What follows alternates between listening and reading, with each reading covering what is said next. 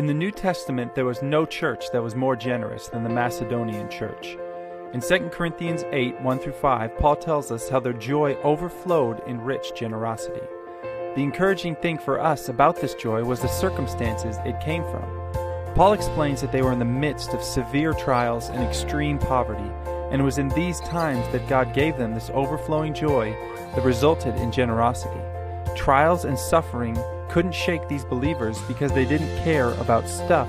Their secret was not what belonged to them, but who they belonged to.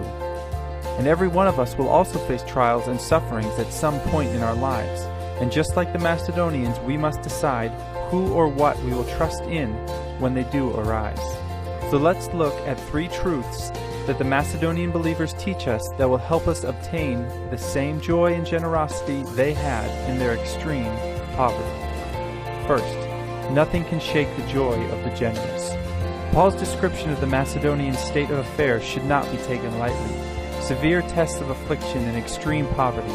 These circumstances were more than minor setbacks, yet God gave them the joy to not only make it through, but to give generously in the process. Secondly, generosity flows from a heart of self-sacrifice, not self-preservation. The motivation of giving is not to give in order to get. Instead, just like the Macedonians, it begins with our surrender to God and flows from His joy as we trust in Him. And finally, biblical giving comes from grace, not the law.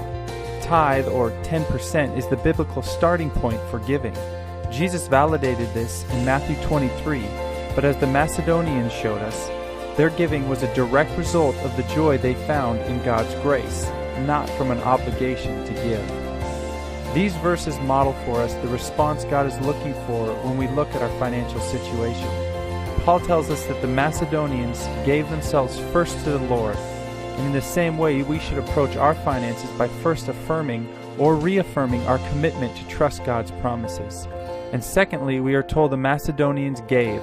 Their generosity was the proof of where their joy really came from. And in the same way, our giving echoes what our hearts are trusting in.